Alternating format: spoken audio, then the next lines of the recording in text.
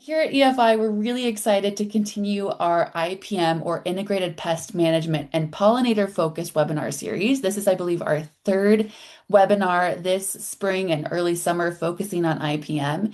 And today's discussion will focus on how IPM shows up in day-to-day operations through retailer field visits and how growers and suppliers can strengthen alignment through practical strategies and collaboration.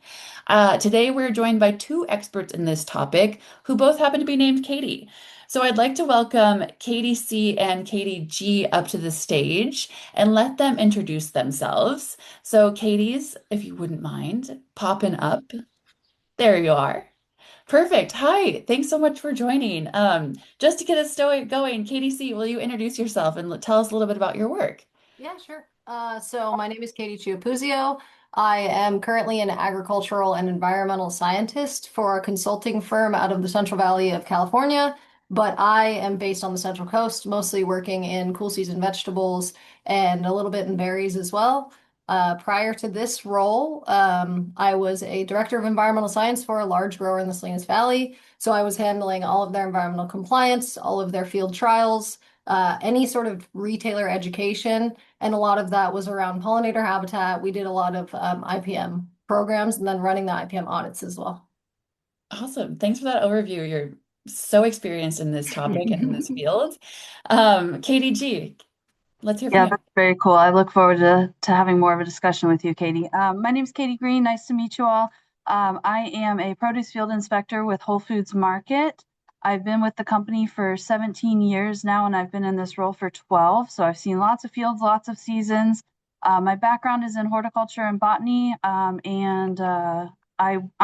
role is kind of the liaison between our grower community and our global purchasing team.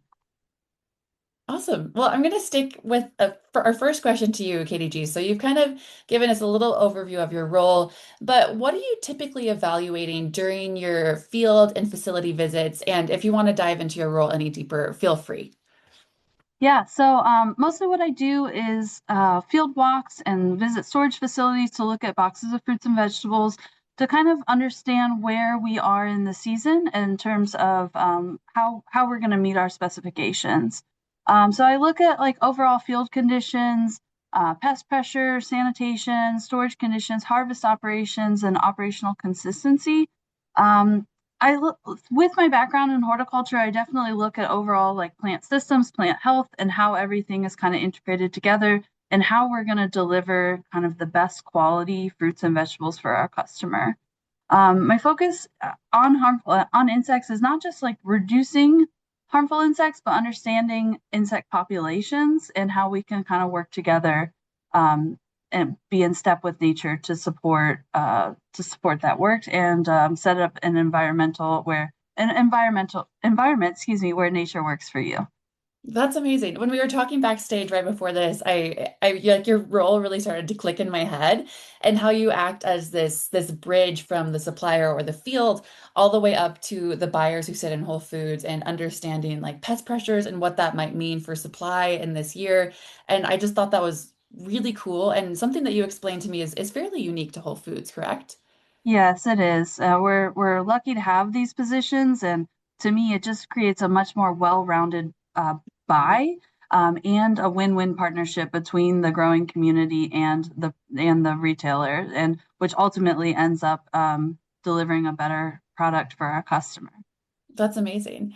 And when we met to prepare for this webinar, one thing that you mentioned was one of your parts of your role is your education of the staff of Whole Foods Market, and like you said, like educating the difference between harmful and beneficial insects. Why is that educational piece important to bring all the way back to the staff of Whole Foods? Yeah, so it's really important. I try to do like it's usually around the 1st of February every year as we're coming into the kind of desert insect high time. I try to do a refresher course for everybody on the purchasing team at Whole Foods. So we go over, the aphid life cycle, the what the beneficials are that we're looking for, because at the end of the day, one ladybug making it into our pack of lettuce or whatever is much better than 300 aphids or something like that. if you keep in mind through the entire ladybug life cycle, they can eat around 1,000 aphids from through their larvae stage up into adulthood. And that is just such a phenomenal number and a phenomenal support that we want to make sure everybody is educated on the life cycles and what the ladybug eggs look like, what ladybug larvae look like, and not just ladybugs. A couple weeks ago, I was educating on what a lacewing egg looks like. And so it's just very important that all of our, not only our buying team, but our receiving team, so all of our QC team members at our distribution centers know exactly what they're looking for when they're looking for insect pressure. That's amazing. I have one more peppered question for you, Katie G, and then we'll switch over to Katie C. So what are some signs that an operation has a strong IPM in practice? Yeah, so I think, it's just not just monitoring insects. It's also Mhm. having, strong rotation practices, good plant spacing, airflow, within the field, and also with the insects, like consistent scouting and monitoring, recording, communication, making sure that everybody understands what they're looking for, so that as you have workers that are in the fields, that they can communicate up the chain to say, though, we've been seeing, more numbers on this insect or that insect. Just taking that time to make sure everybody is aware of what they're looking for, to me is are some like quick signs of Yeah. what a good IPM program is. Awesome. Thanks for that overview and that really interesting role you have and all of your expertise. Switching over to Katie C.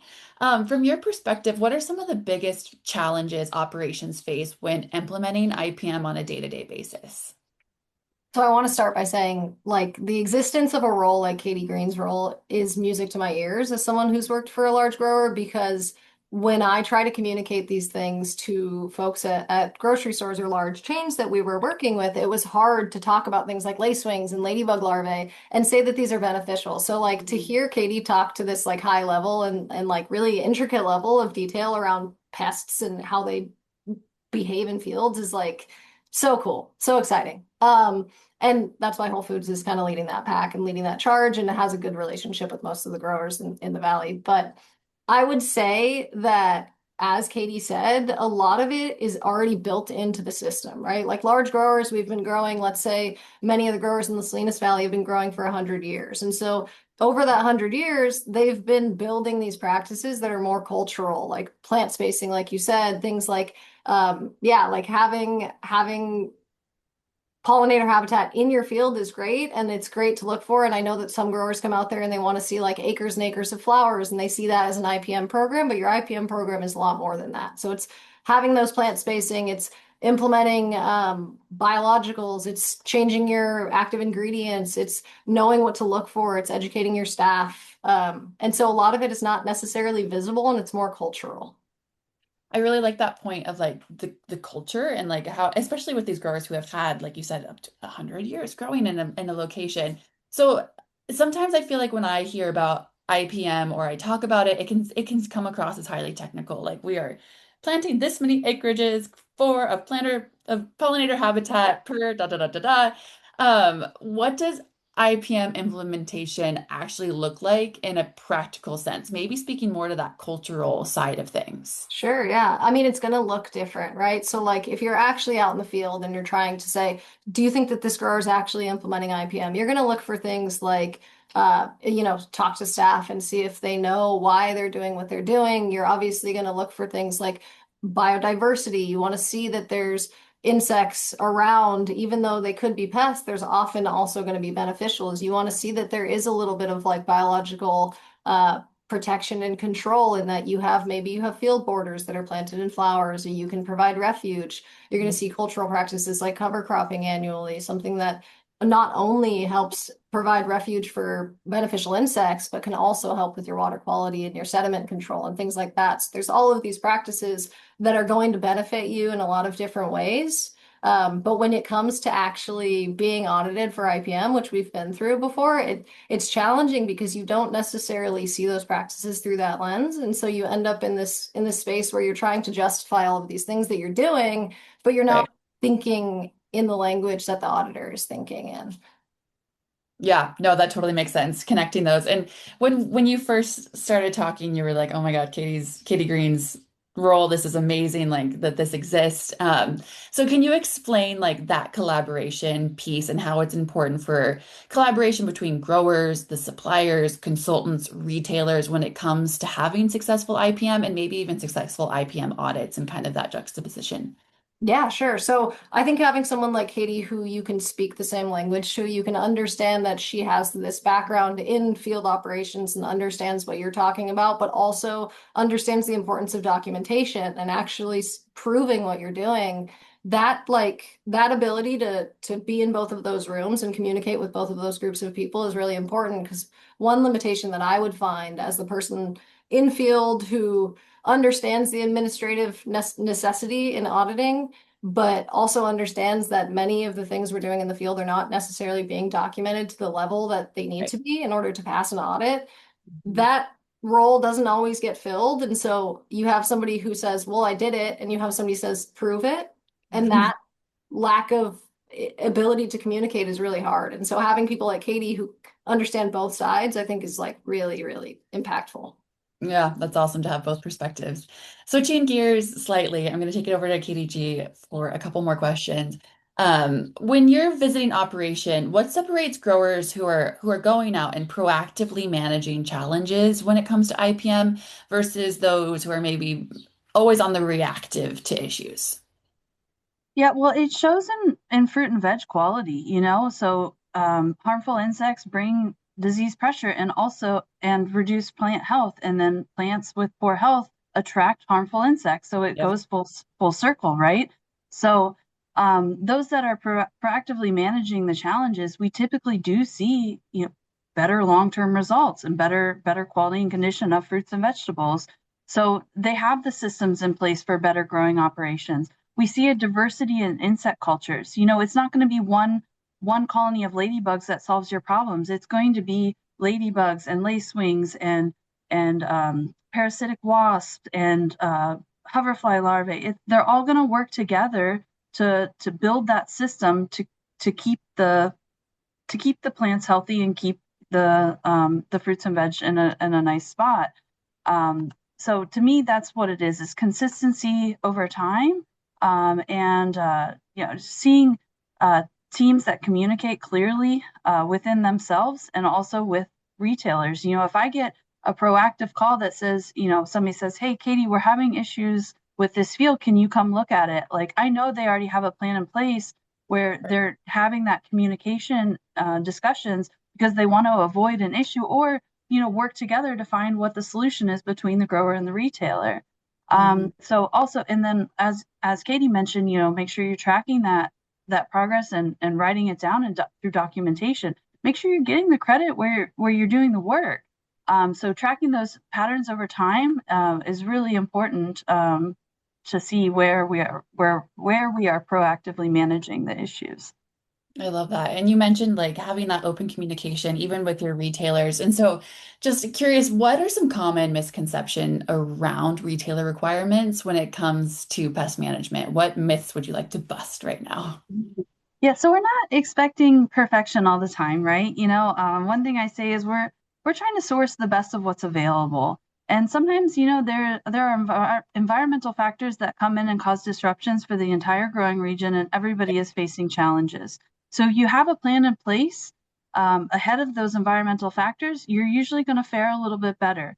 Um, that being said, we're also looking, like I said, we're looking for responsible management and transparency. So if you have an issue pop up, having those communications with retailers, with myself, to try to figure out what we can do moving forward. And as I mentioned before, finding one ladybug is a tremendous improvement over finding 300 aphids. So to me, it's not about having zero insects in the pack. It's about making sure that we are doing the practices in place to, if we do have an insect in the pack, make sure it's a beneficial one. Mm, Help reduce. It's more about harm reduction, right? I love it. Katie, see, one last question kind of within this topic that we're covering right here. We've heard a lot about like collecting data and continuous improvement over time and making small incremental steps. But how can operations, in your perspective, build continuous improvement into their IPM programs over time? I think something important when you're trying to continuously improve is engaging more and more stakeholders. So, I mean, I think obviously you have a grower, you have a pest control advisor, and you might have an environmental scientist or a CCA on farm, right? And you have all of these people communicating, but sometimes you get into a feedback loop. So, the more people that you can engage and learn from and educate, the more improvement you're going to see year over year. And then just taking every new field, every new crop, every new experience and taking that information that you learned that season and trying to apply it to the next season. Sometimes I think it's also really beneficial to run really small. Like it doesn't have to be anything big and novel. You don't have to have a postdoc or a researcher on farm, but just to run little small trials and say, okay, we have this side by side comparison of different practices and we're seeing what works and building upon that. It's interesting because when you're educating and you're out in these grower environments, the biggest and the best grower is doing this really big showy project. But in reality, they're going to learn one thing from that big project, whereas you could be running 5 or 6 experiments on different crops and learning more. So it's really about understanding where your big problems are, communicating with more folks and getting more information gathering, and then just tracking that over time and trying to, yeah, keep going. And you're going to fail, but you're also going to learn a lot. Feel like there's a life lesson in there too. Therapy time with Katie. Okay, so putting on my EFI hat, everything we focus on here at EFI is really through that workforce engagement and through worker collaboration. So again, Katie, sticking with you for a second, IPM often depends on people noticing and communicating those issues that we see early on. What role does workforce play and workforce engagement play in a strong IPM system? That's a good question. I would say that if you, let's say, have in California, you have a pest control advisor, and that's the only person that's engaged in your IPM program, then you're probably not going to have a very successful IPM program. So to build upon what I was just saying is you need to have a lot of people involved in this from different perspectives that understand the issue from different places, right? You might say, my company wants to invest in, let's say, owl boxes, but we don't see the benefit, right? But then you have somebody who says, well, this is what we're spending on vertebrate pest management from the food safety side. And so if we could get owl boxes and, allocate that money elsewhere, you can end up with a more robust system. So I think in agriculture, often, particularly as the scale gets larger and you have a larger operation, jobs become very siloed. And so if you can get more people at that table that maybe understand the same issue from different perspectives, I think you have a better chance of having a successful program. I love that. I love that. Um, One thing we see a lot is in our EFI little globe that we live in here is the importance of leadership buy-in. So, Katie G, I'm curious, what role does leadership in your world play in creating a strong IPM culture that you've seen across operations? Yeah, leadership really sets the tone and direction for the whole farm, for the whole growing operation. So if the leaders come out, they're excited about insects, they're looking for insects, that's going to naturally create that curiosity among everyone else. So to me, that that is a huge priority of setting that tone and direction. The communication side, the education side, make sure everybody knows what they're looking for. It's hard to be an effective worker and to really communicate well if they don't understand the why behind what they're doing and what they're looking for. So to me, that's kind of the best examples there. Yeah. I want to shadow both of you on your jobs. So you both are really inspiring and I think have fascinating roles and your expertise. But I would like to open this to have more of a conversation between the two of you and yeah, just kind of spitball here a little bit. So I'm going to actually pass it over to Katie C for our first question. What do you see operations doing for IPM that is advancing their relationship with retailers and continuing to produce top quality product? And like I said, love for you two to chat and just go. I will pop in questions as necessary, but would love to have your two brains chit chat about this. I said before we started this webinar that I was going to try really hard not to be redundant, and I think I'm being a little bit redundant in this, but really the biggest thing for the operations that I've seen have the most success in IPM programs is actively engaging with their stakeholders, actively engaging with their retailers, understanding what retailers are looking for, keeping that communication open. But Katie is also bringing up a good point in that I'm focusing on like these really high level, important people and these people who kind of have jurisdiction over what you do and what you produce and can reject your load of product. But then there's also those people on farm that are doing the work. And like Katie said, if you don't empower people with the knowledge of why they're doing what they're doing, then what's the point, right? It's like I struggle with doing anything if I don't know what the goal is. And so that on-farm education and that top-down and bottom-up education of everybody here knows why we're doing this and we have this pride in the work that we do. I think that's super important. I love Yeah. it. I think Katie said it well earlier about running the trials. I often say the best growers are the biggest tinkerers. So you need to be a tinkerer and you be curious and pass that curiosity down through your entire farm. Oftentimes on farms and on growing operations, there's not a ton of vertical movement for workers, right? But identify that one person that is interested in insects. Give them the tools they need. Give them an opportunity to show you what they can do. There's a lot of work that can be done in the insect space, and identifying somebody that wants to tinker with insects and be curious, and I think that's also really important. Another thing I wanted to tack on with what Katie said earlier was, using the habitat beneficial flowers, insects, use them for dual purpose. So Mm, so plant your sunflowers as a dust block from the road or something like that. Like see where you can make these additions to your growing operations that are going to give you multiple benefits.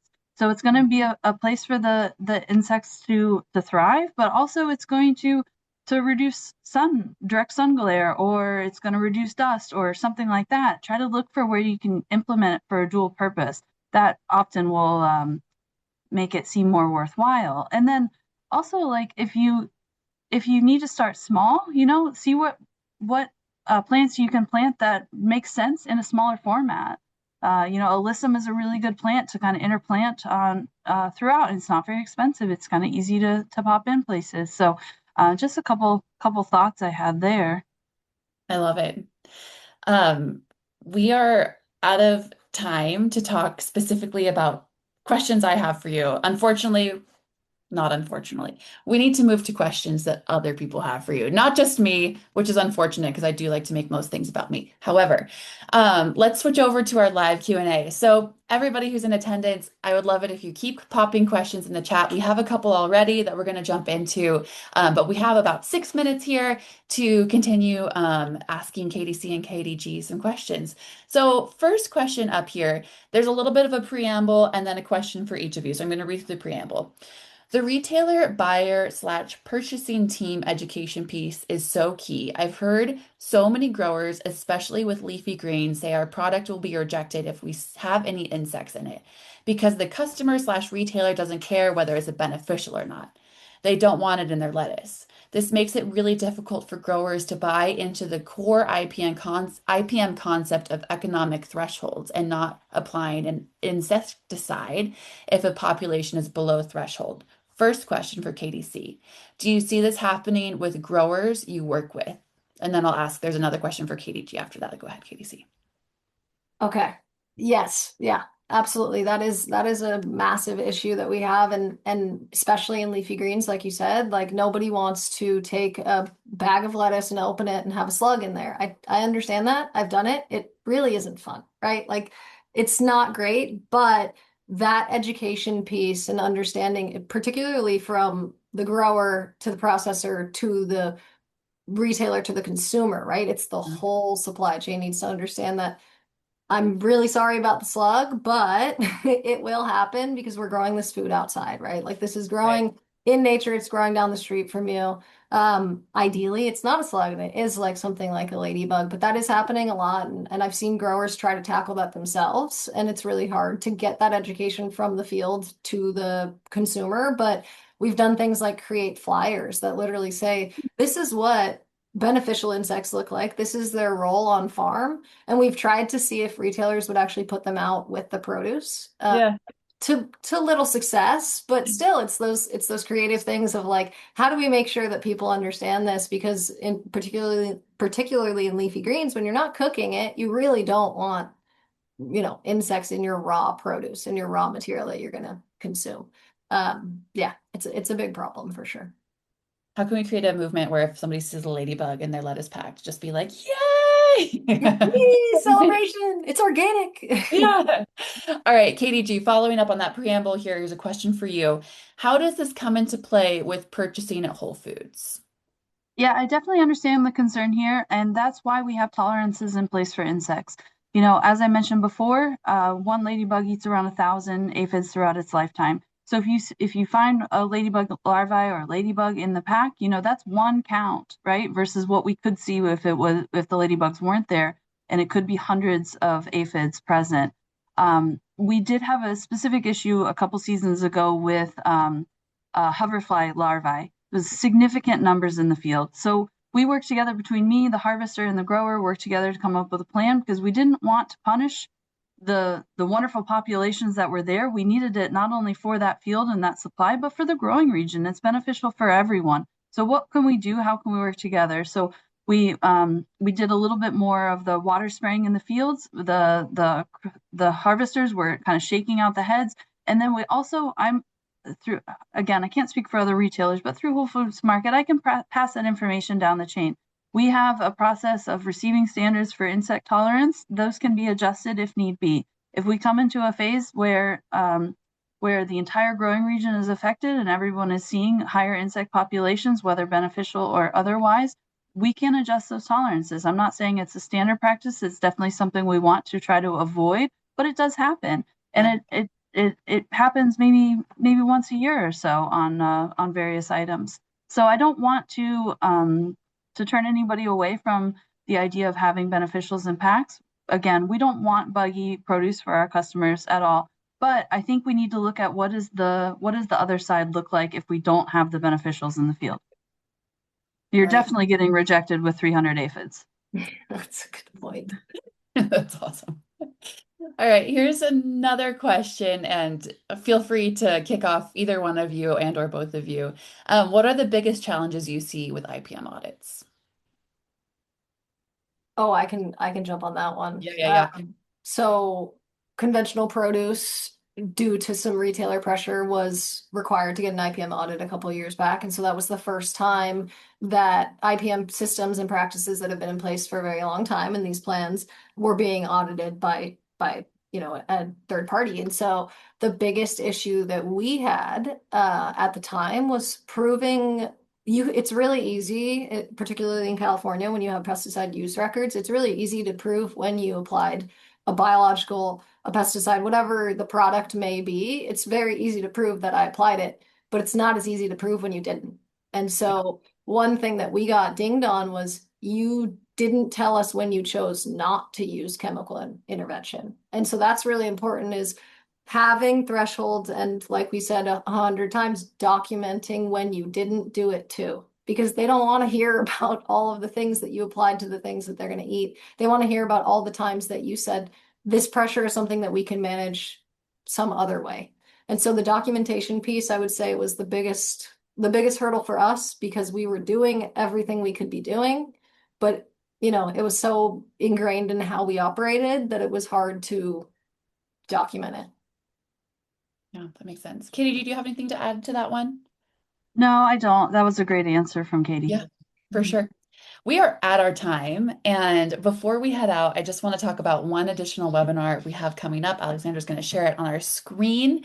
We're doing one more with Whole Foods, which we're very excited about. This will conclude our IPM focused spring webinar series. We're doing Staying Committed to IPM with Whole Foods Market. That's on June 27th at 10 a.m. Pacific, 1 p.m. Eastern. Feel free to register there with that QR code. And all right, I was just checking the Q&A. Awesome. Thank you everybody so much for joining. Katie G and Katie C, thanks a million. You guys are fantastic. I hope we get to meet again and maybe out in a field next time. That would be fantastic. Yeah. Thank Yeah. you, Madeline. Thank you, Katie. Have a great afternoon.